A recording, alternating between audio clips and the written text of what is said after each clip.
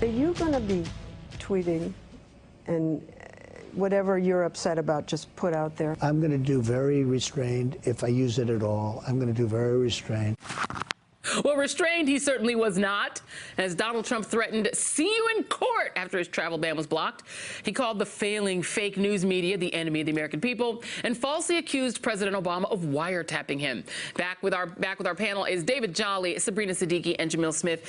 So, David, you know, we went through and the number of Trump's tweets were quantified, and the things that he said the most were also spelled out. His number one word, great. Number two, America, American. Number three, news/media.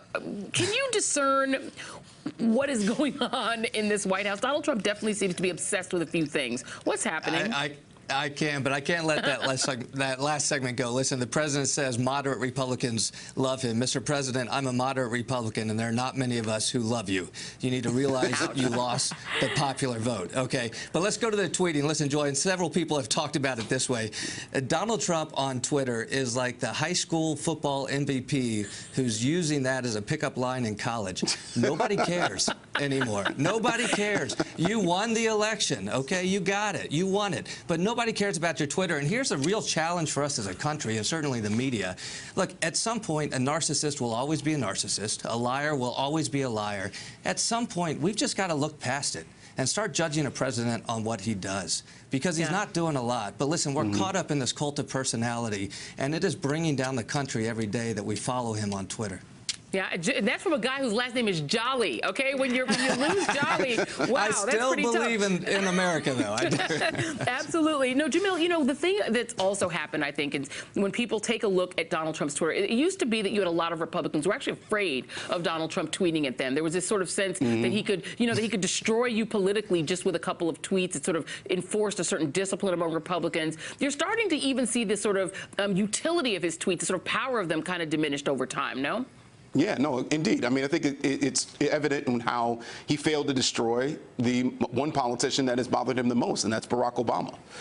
You see not just the wiretap tweet fail miserably, but I think also what we really need to look at is the fact that people use Twitter, not all people, but a lot of people use Twitter for self-validation.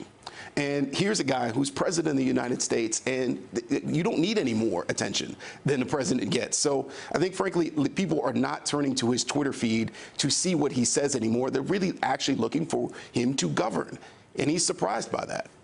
But there's something very odd about, I mean, you know, since Twitter has been a thing, you know, President Obama used it, actually got more retweets for his sort of most retweeted things than Donald Trump does. But there is something odd about having a president of the United States that you can directly troll on Twitter, that at any time you want, you can troll him, and he probably will read it and may even retweet it. Is it diminishing the presidency itself that this is the kind of president that we have?